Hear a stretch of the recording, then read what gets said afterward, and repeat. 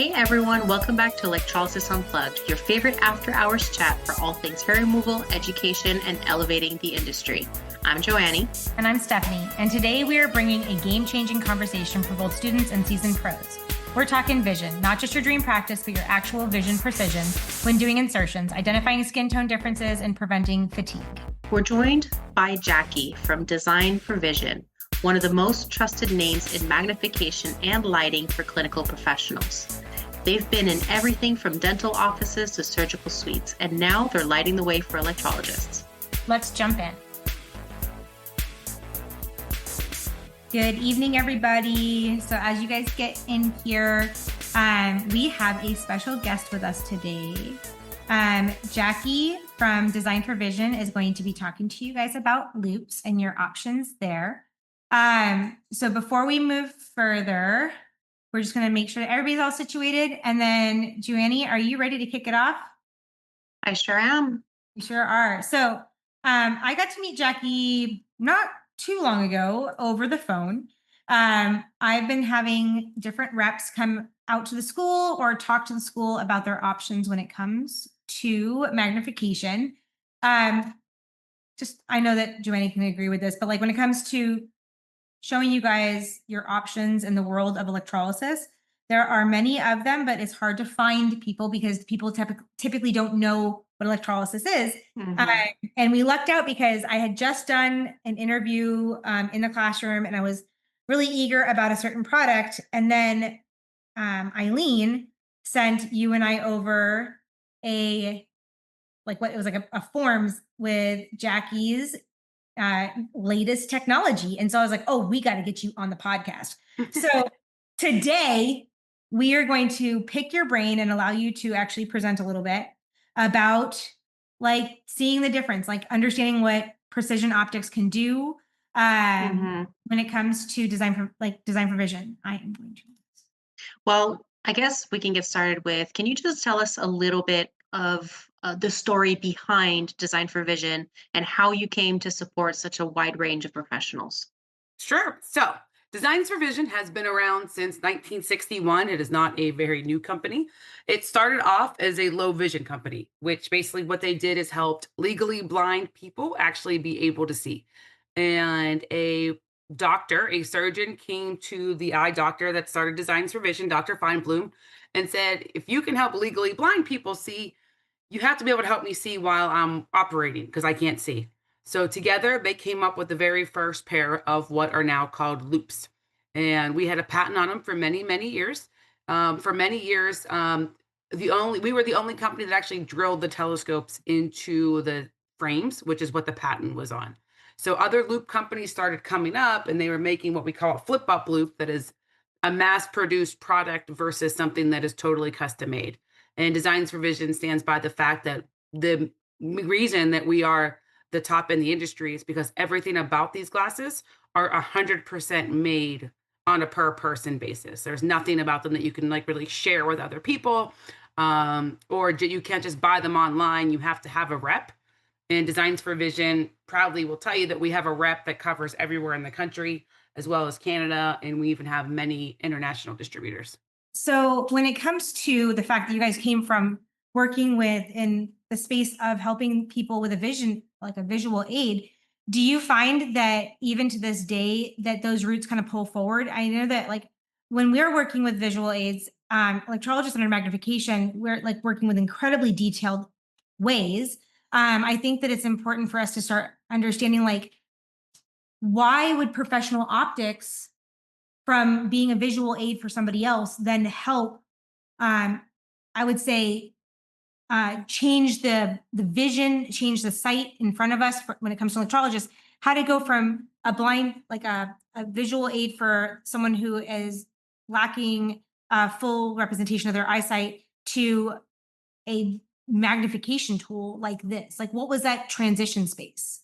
So basically what our loupes are taking a microscope that a doctor uses whenever they are working on whether they're just doing research or whether they're actually doing surgery, or dentists have microscopes. What we did is take that microscope and put them directly on your eyes. So you're not trying to move around a $100,000 piece of equipment. and you can move it from anywhere. It's not something that's stationary. So with this, we put the microscopes on your eyes, so then you're able to go, room to room, OR to OR. For this part, it's going, from just different client to client, but in your space, you're not going to buy $100,000 microscope. And that is kind of where designs really got ahead of people, was trying to make everybody that be able to afford a microscope that can't always have a microscope. You have Yeah. lower budget hospitals or lower budget dental offices that want to do that kind of work, and you have that surgeon, but they aren't going to provide the equipment that they need. So with a pair of loupes, they are an affordable way to put the microscope directly on the doctor's face. And Wow. then for me, like, I worked in the surgical dental part of it with designs for 11 years. And then in 2020, one of the owners, because it is still a privately owned company by four people now, I'm sorry, came to me and said, there seems to be a real niche in the health and beauty industry. Would you be willing to go into it, head first, and see if we can make a new industry for the company of where there's a need and there's no one else there to fill it. So since 2020, that is what I've been doing. That's So so that beauty industry niche, I guess electrologists obviously are in there, but like who else has a Oh, need sorry. for surgical loops like this? Okay, so that's our home office. We don't need to really watch that. So here we go. The Oh, industry is there we go. endless. um, Eyelash artists, microblading, permanent makeup, paramedical tattooing, electrologists, even people that just do, like, estheticians that just do facials. I've talked to a lot of electrologists that actually still do esthetician work as well, and do a lot of like dermaplaning and stuff like that. And you would use your loops instead of that. It's getting rid of your mag light. Any Yeah. esthetician I've ever spoke to hates their mag light. So Oh this yeah. is the idea of trying to get rid of that mag light, that big extra piece of equipment in your room that takes up so much room, that somebody told me once, it's an extra limb I don't need.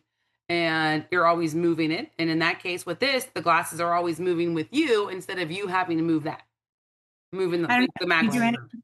but I have accidentally dropped more than once in my early career my mag light onto somebody because the foot and the arm went too far out, and it just like, and the slow cascade of the mag light And you coming like down, watched it happen. where you can't, like, you're like, no, that has happened. And like the amount of times like I've caught cords around it and that kind of stuff. So Mhm. I went, when I first started out, and this is one of those funny moments where I tell my students about this. When I first started out as an electrologist, I was using a mag lamp and readers. Okay. Mhm. Mag lamp was metal. And so, and I'm petite. And so I had a table that was stationary and a chair that wouldn't really raise too much. It was like a stool that you had to spin to get it Yeah. all the way up, but it only had so far. And so I would spin it so I could see on the taller table, and I would rest my chin on top of the metal of the mag lamp to keep it in place because it was like a behemoth. And then I would use my reader so I could see the hair. But the problem is because at the time I was doing a lot of galvanic current, and the metal of the lamp and the connection of my body and my face wasn't masked, right? Like I had my skin against the metal. I got chemical burns underneath my chin whenever I would work Oh because my gosh. so I have an extra special hate for the mag lamp because Yes, I can see why you do. heat up. So not a fan at all whatsoever. And it was a big change going from a mag lamp and not learning Right. that does exist.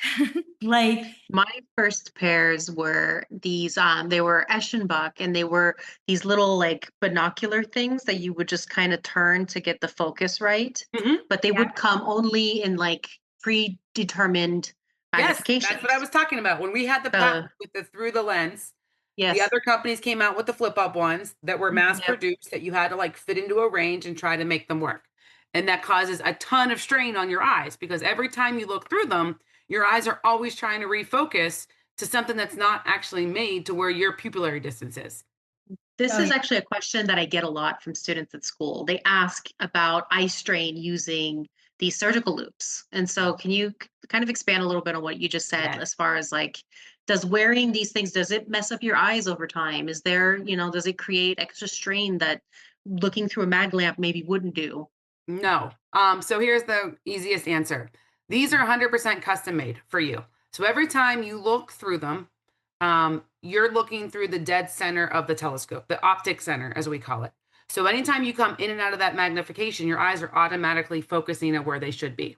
When you're using a mag light or a cheater or something like that, every time you come in and out, your eyes are trying to refocus. And any of you know that when you get that mag light or a reader, it takes that couple seconds to find that focal point.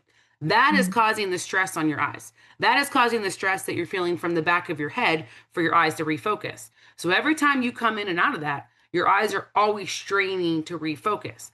By putting these in the optic center of your eyes automatically focus every time they look through the telescope. If you think of it as a neurosurgeon that's wearing the exact same thing, every time they're in and out of that surgical field, they don't have that couple seconds to get their eyes to refocus again and then worry about, in a couple hours, your eyes are too tired to function anymore. So because you're always automatically focusing when you're looking back through the telescope, it's actually taking the strain off of your eyes. Now, another question is, do you become dependent on them? That is another question, kind of like, well, goes hand in hand with, do they cause your eye strain? And the answer is that you do become dependent on them because you learn how to see. Your naked eye can't see what magnification can make you see, especially with something as small as what you guys are doing. That hair follicle is so small. The naked eye cannot see that. In all honesty, a pair of 2 or 3 reader or a mag light isn't enough to see it either. So your eyes are still straining very, very hard to see something that it naturally cannot see. So at the end of the day, when your eyes are extremely tired, which I've had people tell me they have to wait to drive home because their eyes are so tired at the end of the day. They can't look at their cell phone because their eyes are like so strained from working all day long. Where with this, if you're using this and you're in and out of the magnification, it doesn't cause that strain that you're getting when you're doing this, regularly without using something that's customized for you. Yeah, We talk a lot to students about ergonomics and body strain and how to stay in the profession long term. And glasses are a big thing. I kind of talked about my first pair of Eschenbach. And one thing with those glasses, I used to use the 3X's. And the thing was that just like using a regular mag lamp, the working distance was all predetermined and it was very close. And so I think I did about 12 years with a pair of those, Oh my. maybe around there. I know. And it ended up messing up my neck, that's for sure. Like the head forward, like the neck issues. I definitely got some of those from that. And so I can't stress it enough, just how important ergonomics is and how much these things, little things like little big things like glasses can help. How do your loops support better posture and reduce physical fatigue? So ergonomics, as you were saying, you guys can see my pictures, right? With the girl on the right with the red X next to her Yes. shoulder.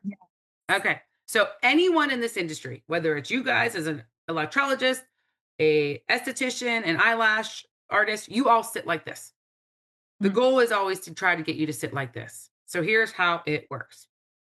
So what we do is whenever you order a pair of loupes, you have a rep that physically comes to you, whether it's at your school, at your studio, wherever it may be, and he or she does 3 measurements.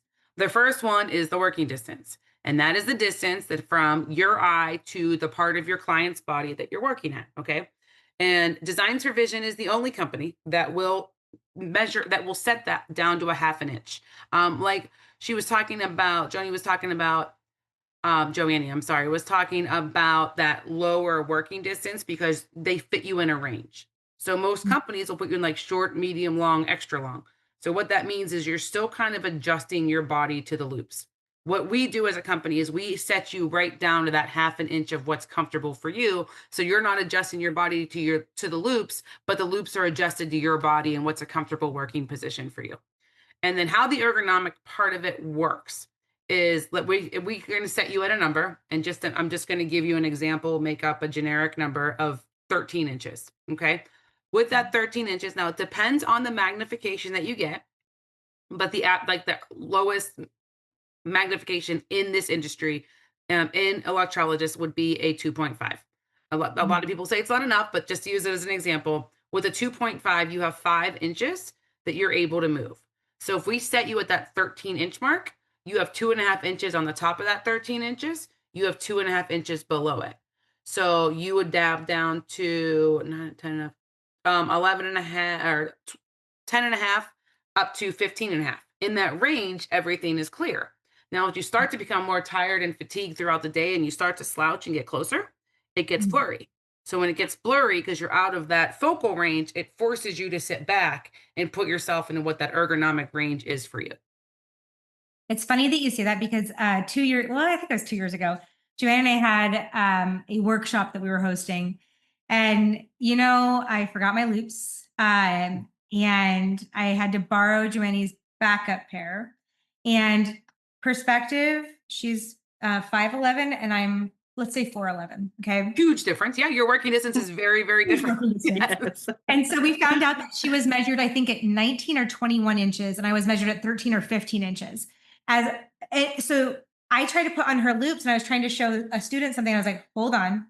And I was like, this is not how you're going to work with this right like, because it was like, I felt like I needed go-go gadget arms in that moment because I was like really far away. And it's funny because when she's put mine on before, she's like, I have to get so close. It's like I am working like I used to work back before loupes. And it is, typically, being smaller or taller is going to change how far you Huge difference. Yes. Everyone is different. Every single person is different. Everyone's like, well, what's the right working distance? There is no right working distance. The right working distance is where you're comfortable without having to be all the way hunched over on top of your client to be able to see. So there is no right answer, but it is a matter of just what is comfortable for you. And that's the hardest. This is the hardest hurdle I have in this industry everywhere, from an eyelash artist to an electrologist, everywhere around, because you're so used to working so close. If you're not used to wearing magnification, like you said, you're working at 6 inches before, it is so hard to retrain yourself for you to go to that 6 inches to 20 inches away. It's a whole way of working. And that So is there's the hardest problem that I have. there tends to be a learning curve when it comes to like Yes. somebody getting loupes for the first time. I have some students, they get nauseous and things like that. Like, what do you think is the main reason for something like that? Like, who kind of gets that issue more than others? People that are super prone to headaches. I have people that are just very prone to having headaches. And it's like a learning curve of getting past that. And usually what I'll tell people, use them for 5 minutes, take them off, put them on for your next client, try to make it 10 minutes. By the next week, you keep them on, you don't even realize you have them on anymore. If it's making you dizzy or nauseous, a lot of the times there might be something off with the measurements. Like if you're measured at your working distance of 12 inches, but yet you're trying to work at 9 inches, you're going to get dizzy. You might get nauseous because you're not working at where they're set for you. So you may need an adjustment, which is why it's always nice when you buy them to know that you have a rep that is locally able to come to you and work with you for any adjustments or problems that you would have. Nice. I have one of the big things that I've noticed ever since getting loupes was also taking myself out of utilizing a secondary light source and moving to the headlight source. I really do love your lighting systems, and pretty much, I'm gonna be so honest, I have a lot of lighting systems, and I like pretty much anything I can put into like I want to say like a big focus, but I really do like the lighting systems. With yours, what I've noticed is it's so incredibly crisp and bright, but I didn't quite understand like the whole thing about lumens. I didn't understand about like, No now, one does. yeah, right. No one does. It's a mystery. Because every company tells you them differently. Some of them are lumens. Some of them are, I can't even remember. There's so many different ones. And I've been out of the medical industry of people asking me this anymore. But basically, like what makes the one thing that we have about our light that is a patented thing is our high definition system. And what it is, it's a very crisp, clear circle. Our older lights and some of the lights that I still use in the, let's say, eyelash industry, because the light is so directly on the client's eye, we use one that the light is more spread out versus focused in that one big, nice, crisp circle. And most of the other companies, their light is more diffused like that. So you're not getting that super bright center of the light. Does that make sense? Very much so. I Okay. very much love the bright center. Although I always say gremlin mode. I love to work in the dark. I want to have a spotlight on your face. The only time I don't like having the spotlight on someone's face is when I'm working on the brows. Yes, because it's just too bright. You don't want to blind your client. So Exactly. that is why we do have both. And somebody that does like a ton of permanent makeup and they're doing a lot of brows or a lot of liner or eyelashes, I would never try to tell them that they should have that high definition light. Because Okay. but for you guys, for what you do, you can't have too much Like light. it's But it's needed. It is. Yes, have you ever noticed where like the you light cannot get enough. makes the skin shiny and then it's hard to see? Yeah, I have. So what is that, like too much lighting? Is it too strong? Too many lumens? I don't So know. I've had it where like if you're too close, if you're working at 8 or 9 inches right here, like on someone's face, you will get like almost blind. I don't want to say it's blinding, but it's almost like that. You I mean, can't even it see it. washes Like you out the can't skin. actually see Yeah. the skin. You're just seeing the light. Mhm. Which is why we also have the less brighter ones for people that have these lower working distances because you Mhm. can't see that way, obviously. And being able, so the closer you are, the brighter it's going to be in that spot, obviously. Right. Now we have a wired light that has that high definition, but it has a higher and a lower setting. Okay. So you can kind of still use that one both, but not if you have a client that's super what is the word I'm trying to say, like that it's going to really bother their eyes, that they're Mhm. very Light sensitive. sensitive, thank you, like very sensitive to the light, then you're not going to be able to use it on them. And I'm Gotcha. not here to sell you something that, I don't want you to buy something you can't use. If you do a lot of brows, if brows is your specialty and that's what you go to the most, I would tell you to not have that super high intensity light, that you probably would want the one that's more dispersed and you're Mhm. not going to actually just blind someone directly in their eye. But if you're doing a lot of stuff on the body, on the arms, legs, the rest of the face, the higher definition light is great for you.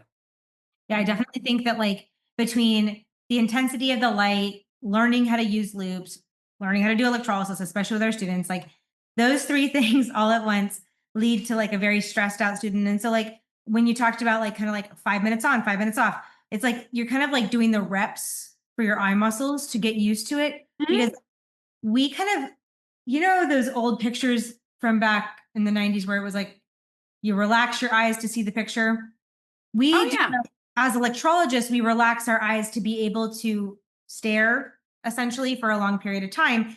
And I think that like a lot of times when people come into this industry, when you go into loops, and I know that dentists do it because I stare at my dentist when they're working. I see them like kind of like, I see their eyeballs go a little bit You're the wide one for a creepy second. client that just has their eyeballs and they're just staring up. Do every Oh my time. God. I have a client like that, poor thing. Sunglasses. I feel very stared at. Yeah, she just stares at me. I don't I know if do it she to my blinks. dentist too, so Oh my I get goodness. How are we gonna look? it. Yes. I'm not looking up your nostril. You're wearing a mask. We're fine. Yeah, and Like, you can't help it because you know what they're seeing. So it's like you're Yeah. looking at them to like see what it looks like on the other side, like what your clients Hmm. usually see. Yep. Yep. when someone, when we talk about like training and fitting and like getting to know that, when someone's before they go for their loops appointment with their rep, I think that like something that is smart to do that is like get like your freshest prescription and have them understand that this prescription is going to go into a carrier lens and a loop if that's the way you guys do it. What are we like? Let's talk about what that looks like when it comes to what are the steps they should be doing before they come in for or before they meet up with a rep. If you wear glasses all the time, Mhm. 100% Stephanie, you do want to have your, most recent eyeglass prescription Okay. from your doctor. Do I say you have to have one 6 months after you met with them, then meet with a rep? No. Typically, by the time you hit 25 in your life, your eyes, or even a little bit more than 25, between that 20, 23, your eyes get pretty much stabilized. Where, Okay. when you're in your teens and stuff and your eyes are changing dramatically every prescription, by the time you hit that 20 to 25 mark, your eyes might change a quarter of a diopter every other year or once a year. You'll Okay. never notice that in your loops. This is not something that it's not like your regular glasses. It's not like you have to go get them updated, every time that your regular glass prescription updates. Now, if you wear contacts, you don't need to do anything. Your contacts will fix all of your eyes. You won't have to worry about any sort of prescription in your loops. As your contacts change, it will change with your loops. It's not going to matter. But with the telescope, with the loops in your prescription, we do put the telescope in the carrier lens as well as in the telescope. And one of the biggest reasons, there's two good reasons that we put it in the telescope. Not every company does it. I can't tell you who does and who doesn't, but I know not everyone does. But one of the reasons is with an astigmatism, it makes your eyes harder to focus. Mhm. So if you put the astigmatism correction in the telescope, it's also going to help your eyes focus easier. And then also it counteracts with your working distance. So if you don't have a correction in your telescope itself, it Mhm. will, if we set you at 12 inches for your working distance, you may be focusing at 6 inches. So Oh, we have to make sure that you're corrected within that telescope, whether it's with a contact or with us putting the prescription directly into the glasses. good to know. That is very good to know because definitely, I mean, like I think my astigmatism was built into my early glasses. But in my Mhm. older years, I went with just like generic because I was like, well, if the students need to borrow my glasses and that kind of stuff, Uh-huh. You, I you won't gotta worry break about any of yourself, them. Stephanie. You're right. I got to worry about me. I'm Yeah, like, worry about you. yeah. So I could get them hooked on loops is what I was trying to do. But it definitely was something I did notice after getting out of the ones with my astigmatism. I, as a practitioner, should probably put that back in there. Yes, yes, I would highly, highly recommend that because it's just taking more strain off of your eyes.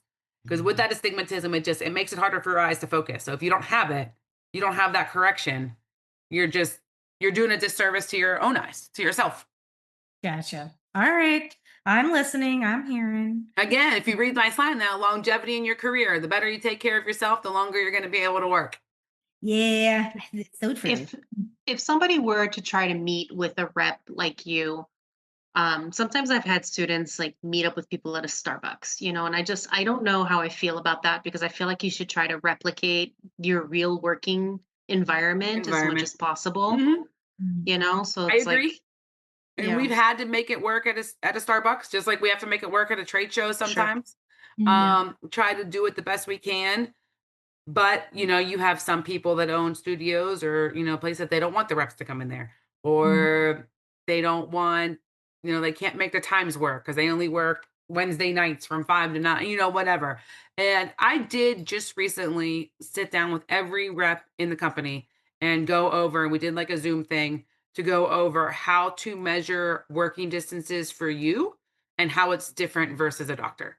A doctor is trained, whether it's a dentist, mostly like a dentist, for instance, who sits most of the time. They are Mhm. trained to have their arms at a 90-degree angle and sit perfectly Mhm. straight like this. You guys are never going to sit like that. Let's be No. serious. Most of your arms are like at like a V, more of a 40-degree angle than that Yeah. 90, a 45-degree angle, more than that 90-degree angle. And Mhm. if you're used to working at 6 inches, most people are not going to go directly to 20. Where a dentist or a hygienist in school, they're graded on how they sit. And they're taught Mm. from day one to sit perfectly straight with your arms at a 90-degree angle. So that's the way that they're taught. That's how they learn to practice.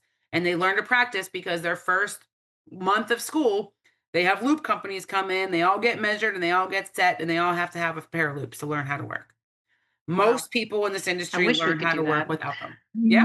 No. Yeah. I think about that all the time. I'm like, okay, what am I how do I make that happen? Like Uh-huh. Right. So it's a matter of learning that instead of having somebody at that 90-degree angle sitting perfectly straight, basically what we're doing is I can't move your arms as much as I would love to move your arms down to that 90-degree angle. It's not going to happen.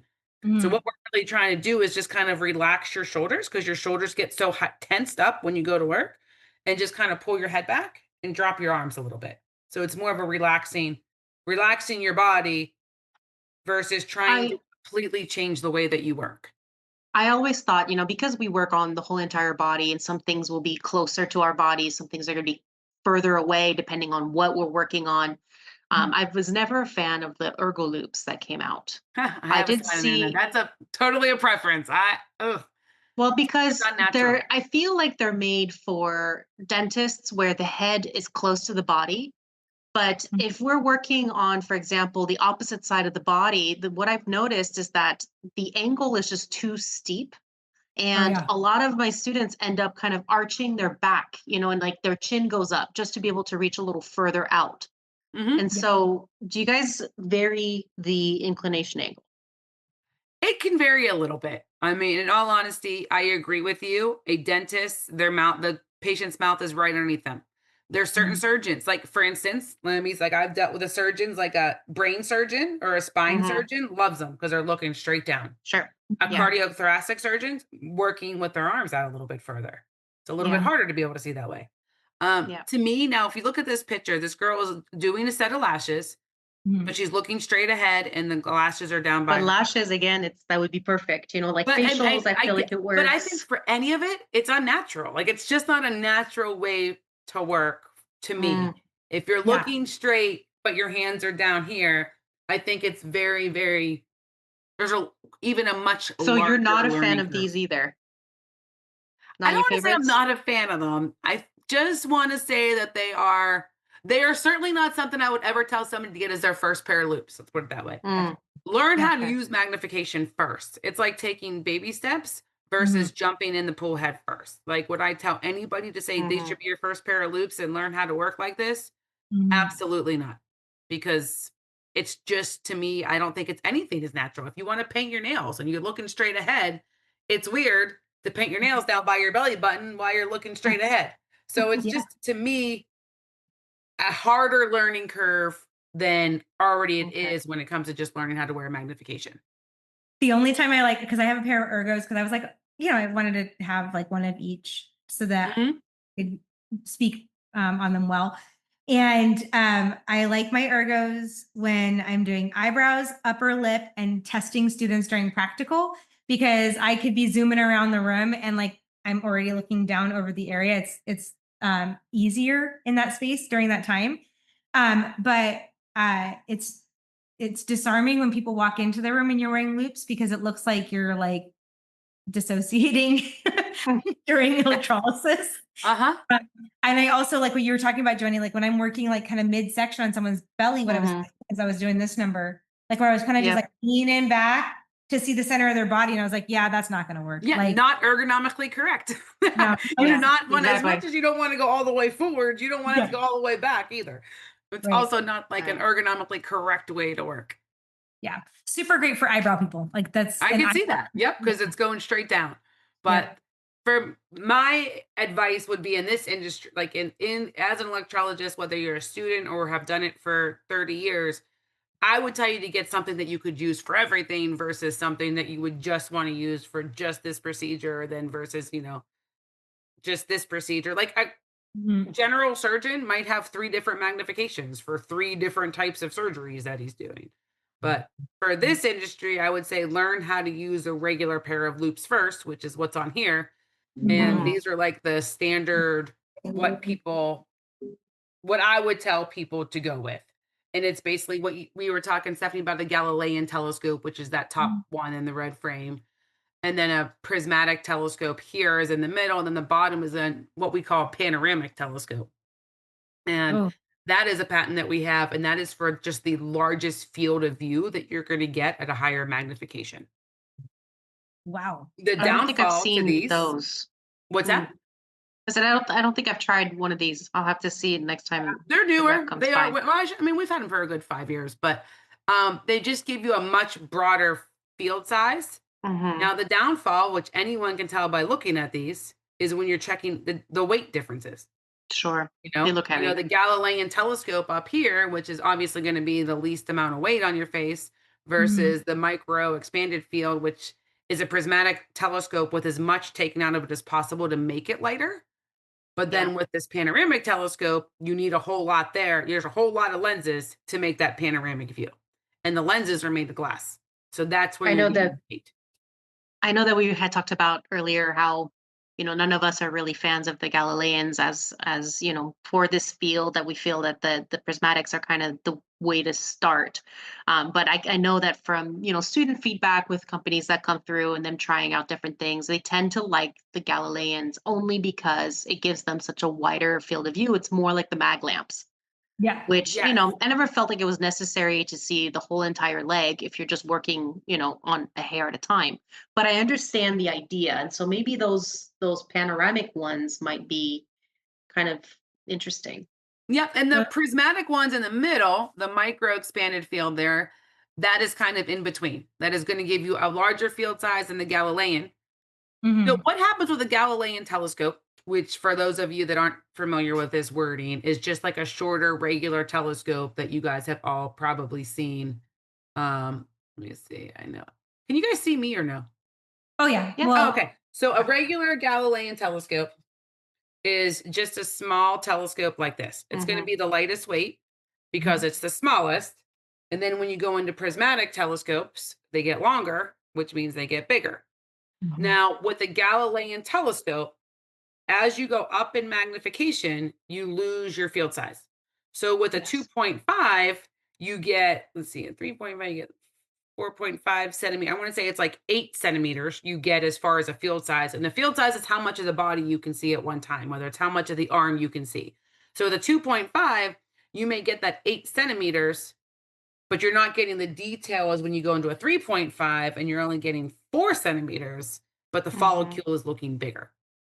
But instead of seeing 8 centimeters, you're cutting it in half and seeing 4 centimeters. So then when you go into the prismatic telescopes, that's what it is the best of both worlds. You're getting that higher magnification with that larger field, but the trade-off is you're adding more weight. it's interesting because so Eileen, who's on the call now, you've gotten to meet with her before, Jackie, and Eileen is the reason that we found you. So she's here too, and so she got to try the new panoramic ones. She made this tool that used to exist in the world of electrology.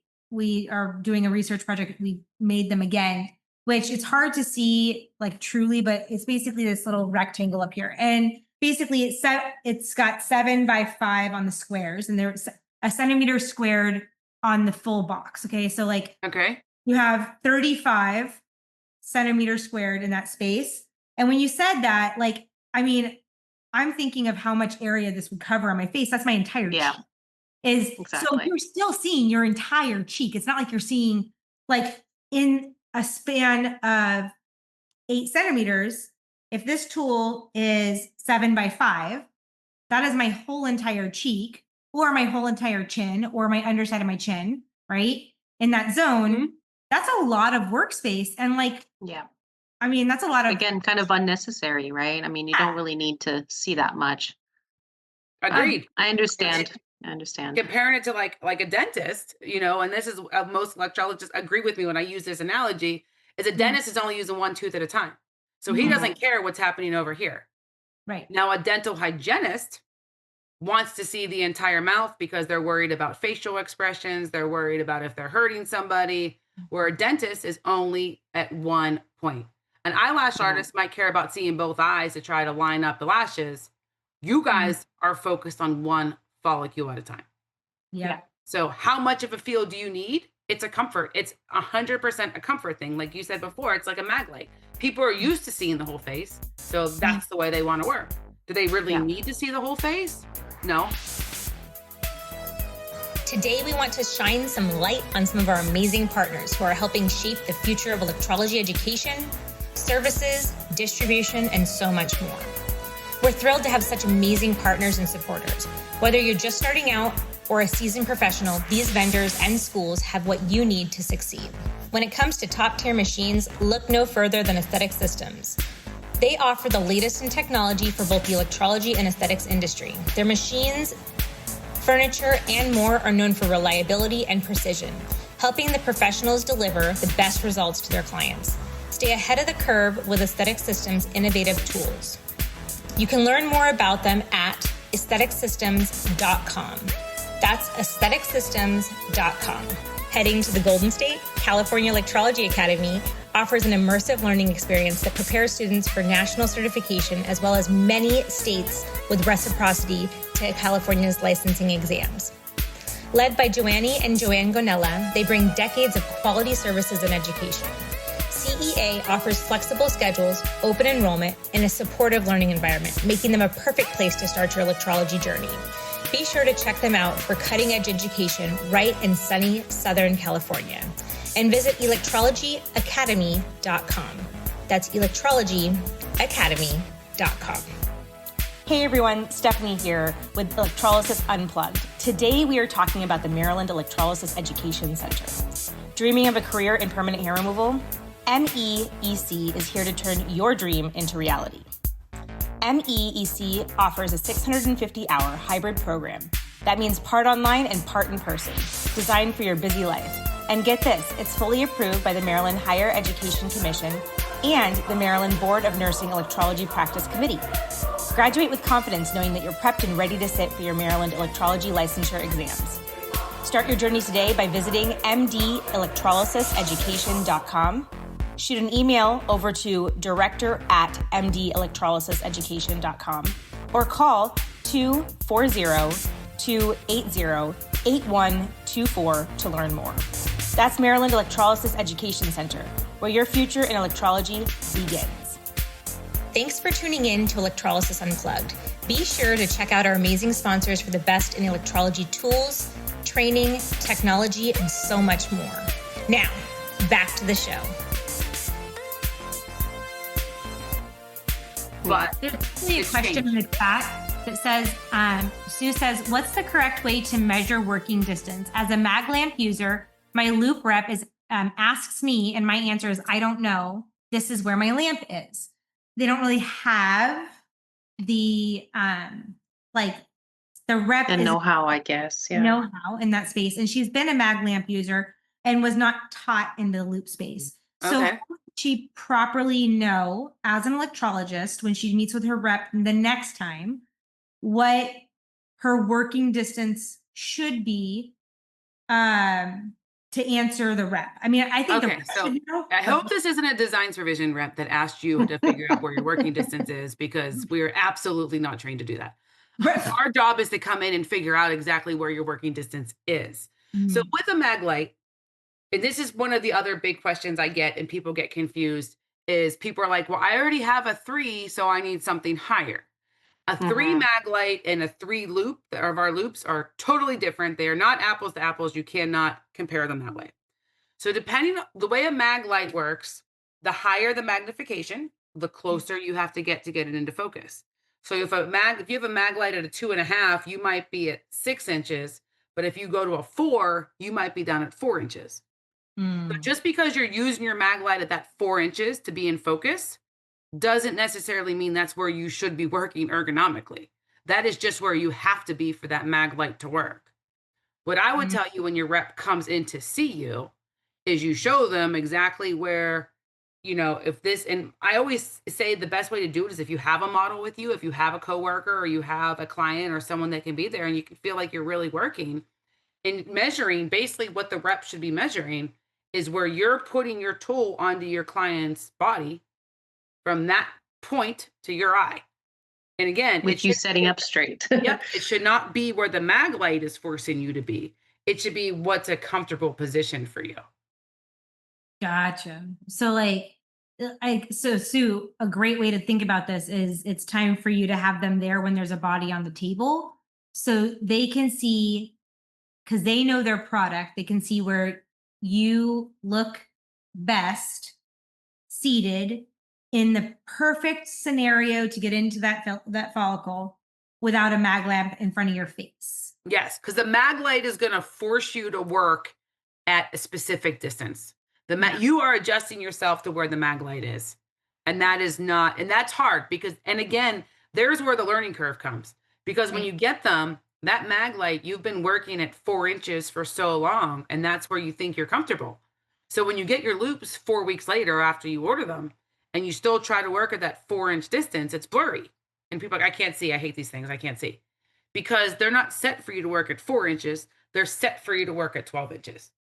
And Sue wants to unmute here. So go ahead, Sue, and unmute So, yourself and if you want to chime in. Thank you. Can you hear me? Yep. Okay, perfect. So and that's where my issue is with I have astigmatism, I get motion sick. What magnification loops do you want? I don't know. What's your working distance? I don't know. I've been using a mag lamp for the entire time that I've been doing business. So when someone comes in and they're the rep and they ask me what do I want, and I have absolutely no idea. Of course. I bought loops last November and they're still sitting on a shelf because I can't wear them without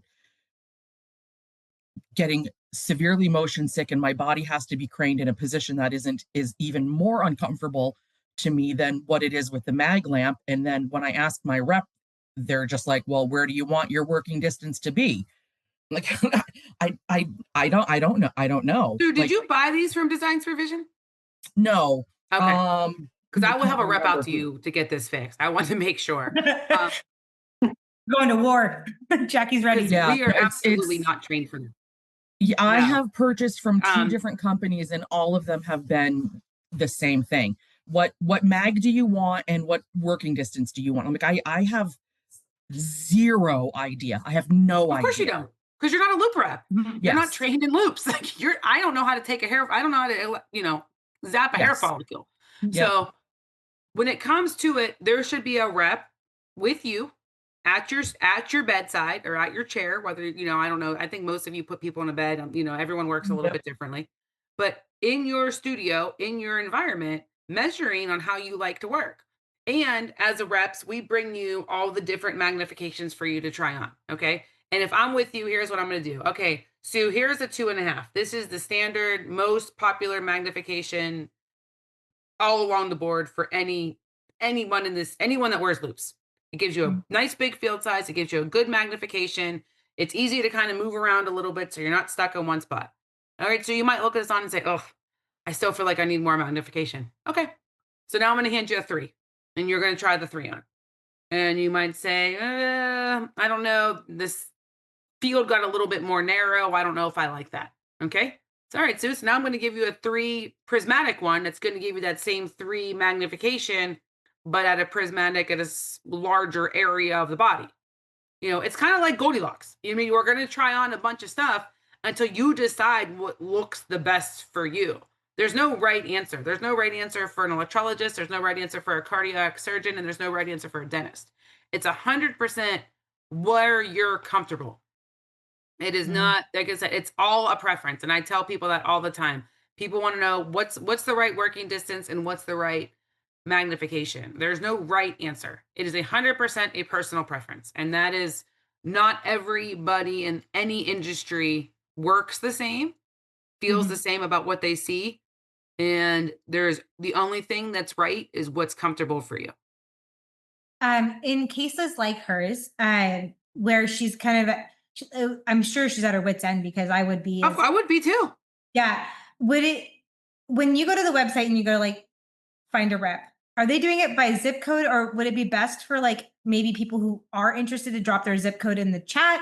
Or would it be like, what's the smartest way for them to find a rep who cares? And I say that because to me, I'm going to tell you, like hearing her story right there, that's someone who's just kind of showing up and grabbing a dollar bill, not someone who's trying to make my day better. I agree. Yeah. Like I tell reps all the time, you don't need to wow me. I have loupes. Okay. But you need to make sure my students are set up because they need to be able to thrive. Now, I also need to make sure that my loupes are performing well so that when I do electrolysis, right, that I'm doing the best for me. But the focus is on the person and the time spent. I mean, like we had one rep that would come in like a little tornado and it would always be stressful. And I'd say, you need to slow down because this is an investment in their future and they need to be able to ask questions and have a slow response. So there is another thing saying, is there any distributors for Design for Vision outside the States in Southeast Asia? Specifically, she's in Malaysia and in the Singapore area. I'd have to look it up. We have international reps. I don't know specifically exactly where they are. Okay. Some of our problems is some of our international distributors, they're distributors is what they are. Yeah. They're international distributors and some of them will only work with the surgical market. Some of them will only work with the dental market. Some of them will work with everything. Some of them, it just depends. At the end, I'll give you guys, and if you want to give it out to everybody, my direct email address where they can email me and I can find out exactly where the reps are for what they need. And yes, it goes by zip code.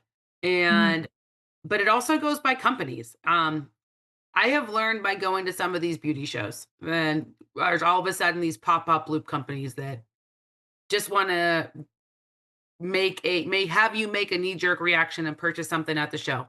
And then you go home and you need a rep and they don't have a rep.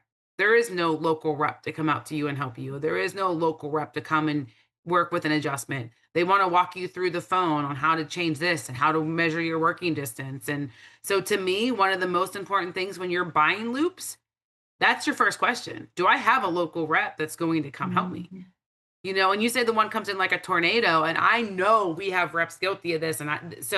Because they're used to working with doctors. A doctor Mhm. has this much time. They know what they Mhm. want. They just want you to come in. They want to measure. They want you out of there as quickly as possible. And that is Mhm. the way that we're all trained, and that's our mindset. So what Yeah. I've been doing with Designs Revision since I took this over 5 years ago is I get all the leads. Anyone that goes to Designs Revision and says they want to see a rep and they're in any way of the beauty industry, I call them first. I vet them Yep. out. I talk to them. I try to answer as many of these questions as I can before the rep actually walks into your studio, to try Mhm. to talk to you in your language versus what they're used to talking to you at. Mhm. And I do think that I know Designs is the only loop company that has tried to make an actual industry Yeah. for design for the beauty world. Yeah. Because I mean, in all honesty, it's much smaller than the medical world. We do come in at a lower price point in the beauty world than we do in the medical world, because we understand that I know you guys make a good living, but I'm doubting you're making the same as a neurosurgeon. So, and I know from selling loops, I don't either. But, we are trying to give you a better idea of what loops are. And there's like, because of those companies that show up at shows and want you to make a knee jerk reaction, I have people that come to my booth, say, oh, I have loops and I hate them. And I mention the company, and they're like, yep. And I was like, but we're not the same. Like when you leave here and you buy these loops, and in 4 weeks, if you get them, I'm going to email you. And I do, my email says checking in on your new loops. That's the subject. And if you need an adjustment, we're going to have a rep that comes to you. And if I find out that they said that they come in, they don't care, or they ask you what your working distance is supposed to be, we're going Yeah. directly to their boss, because that's not the way any of us are trained. Yeah. Cut Yeah, it design sounds like service Sue has had always to. been huge on customer service. It's a very big part of it. Yeah, sounds Absolutely. like Sue definitely had a bad string of poor customer service, and Yes. unfortunately. Absolutely. We have about 9 minutes left. Carly, we are going to drop Jackie's email, so you can definitely, all of you, direct questions about local I have it at reps the end here. to her, and she'll take care of it for sure. Oh my gosh. Arizona, Tim Baum was my rep out there. I don't know if he's still around, but because Carly had messaged that. But is Tim still a rep? Very part-time. I'm like, he was like, I think I'm going to retire. And I'm like, I don't think you'll ever retire, but that's okay. Yeah, and that's why it's very. I love Tim. Tim is one of my favorite people I've ever worked with. So, Yeah, but maybe he's it's really because good. related to the people that did the guy from the Wizard of Oz. That's so So for the little bit What of time about- that's left, how about we go into what are some innovations and things in the future? I know we talked a little bit about something that Stephanie and I are very interested in. And so you're one of the few companies that actually does have something like that. So maybe that's something that you can kind of discuss with us a little bit. Yeah, it's a camera. It's a nano camera. It's called a nano camera, is what it's called, and it attaches directly onto your loops the same way that a light would. And it is connect. And what is very nice about it? Like, people are like, oh, I can use a GoPro, but we provide you with a magnification lens of whatever magnification you're using. So if you're using a 3.5 pair of loops, there's a 3.5 magnification lens that you're videoing in. So then everyone's actually, whoever's watching it, whether you're training, whether you're social mediaing, whatever it is that you're doing, if you're, looking at other people's work, they are seeing exactly what you're seeing. That is, I can't wait to try it out. Like, honestly, a little bit salivating. Like when I think about all the videos I could be making. Yeah. And these girls know I do love to showcase that kind of stuff on my socials. But are you seeing a big change in the dental industry with people using them? Are you seeing them much in the beauty world yet? And I can't speak for the dental world. I'm so far removed from the medical part of this stuff. Like, I don't know. But I have sold them in the beauty industry. If I would tell you a total in 5 years, maybe 10-ish. Okay. So not a ton. But in all honesty, we just got the software and everything up and running to the point that it's working very well without a bunch of flaws within the last like 2.5 years, if I had to kind of guess. When we first came up with, well, this is our second generation, excuse me. The first generation, we had a lot of problems. I won't deny it. When it came to surgical, dental, we had a lot of problems. It was new. So this is our second generation, and only within the last couple years would I be able to say it's pretty flawless. So There was a reps question really weren't about pushing it either because they were a headache for us, like we sure. couldn't. Yeah. So now I'm confident to tell you that we have, I think, works. finally actually mastered the camera, but it was a long time coming. So there's a Um, question in the chat that asks, this nano camera, can it be used with other loops? So does it come with a separate attachment that you put on, or is it you have to have design for It vision attaches loops? onto your loops the same way our lights attach. And what it Okay. is a little T-mount on the top of your loops right here. I don't know if you can see it, this little black piece right here. It's a T-mount, so the camera attaches directly on like that. Here I have What if you have a light there already? the light you can attach directly onto the camera as well. Okay. So I got it right here. I'll show you the camera. Sorry. It's this little guy right here. So this attaches onto the bridge of your loops. And on this, there's also an attachment where the light goes. You have to use light when you're using this camera. Yes. Whether it's an Yes. overhead light or this light that you attach directly onto it, you have to use light. Otherwise, you're not going to be able to see. And then this whole piece attaches onto your loop. Now Nice. tell us truly, right how there. much does it cost? I know. I need it. I'm sold. Is it heavy? He's like, take my money. I'm not going to tell you it doesn't weigh anything. I mean, you got to wear your strap. I mean, you're when adding you're stuff. wearing Yeah. it. So yes, and the camera comes in so many different pieces. The very, very basic is HDI. I should know this better. NanoCam. Could you also talk about the foot pedal option, the hands-free option too? Because I know We that have costs a foot extra. pedal. That is Yeah. definitely extra. The basic camera is $27.95.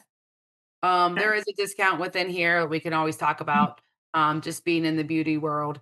But that is the basic, which comes with the software, one magnifying lens, and the camera. And yes, you can add on the foot pedal at any time. And you can also use a Droid phone instead of having to be connected to a computer, like a laptop. There is software on a Droid. Last I heard, they Not were on working with Not on an Apple? Yeah. Apple's hard to work with. Yeah. Apple wants everything to be Apple. Yeah. So I do know that we were working with a company on getting the software, and I can't speak for sure if it ever fully happened or not. Can you I do mean- it straight to social media? No, it'll save as a file on your computer, then you can edit it. So, I mean, basically then you could buy like an unlocked Droid Yes. and then drop that into your pocket so you're not on a laptop. Yes. My time frame. Ooh, that's nice. Yes, exactly.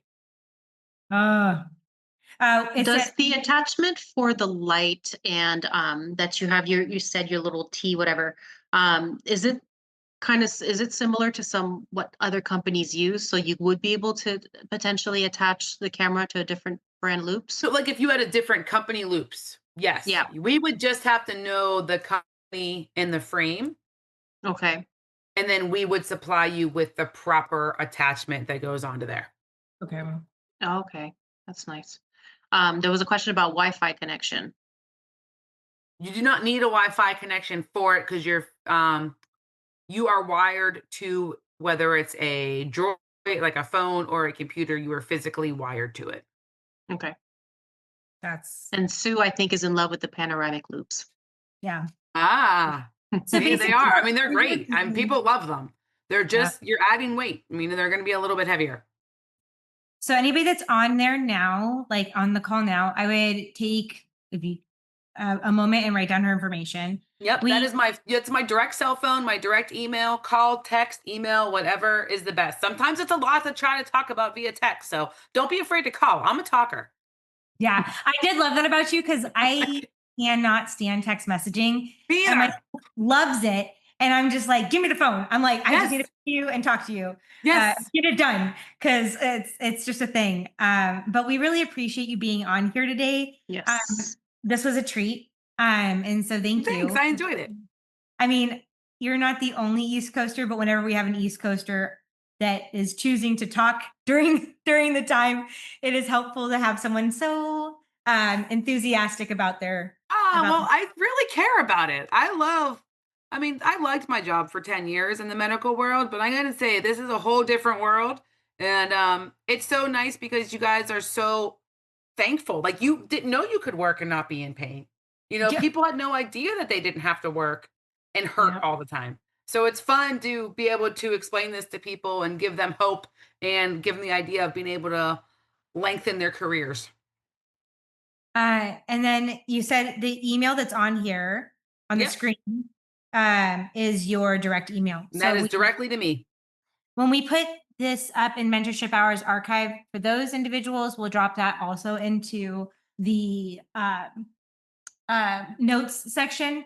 And then when it's released as a pod in a couple weeks, it'll be also in the description there. That way people can get their eyeballs happy, healthy, and whole. Yes. And then That's at the right. bottom is our Instagram that is just for like the beauty people. So cool. you can also DM Okay. us on there and that will come directly to me as well. Very cool. I love to see it. I'm going to just, before I forget, take that. Very cool. Very, very cool. All right. Well, thank you so much, Jackie, Thank you, for guys. joining us. I look forward to hearing from a lot of you. Thank Yeah. you. And Stephanie, I'm going to get you set up with that camera here shortly. Awesome. We'll see you soon. All right. Bye, guys. All right. Thank you. Have a great night. Bye. Bye. Bye. Bye, everybody. We'll see you next week. Have a great Thank evening. you. That was so good. Huge thank you to Jackie for joining us and shining some light, literally, on what it means to work with clarity and confidence. Whether you're just graduating or been practicing for years, your eyes, your neck, and your clients will thank you for investing in precision tools. You can find more info and schedule a consultation at designprovision.com. We hope to see you at an upcoming event soon.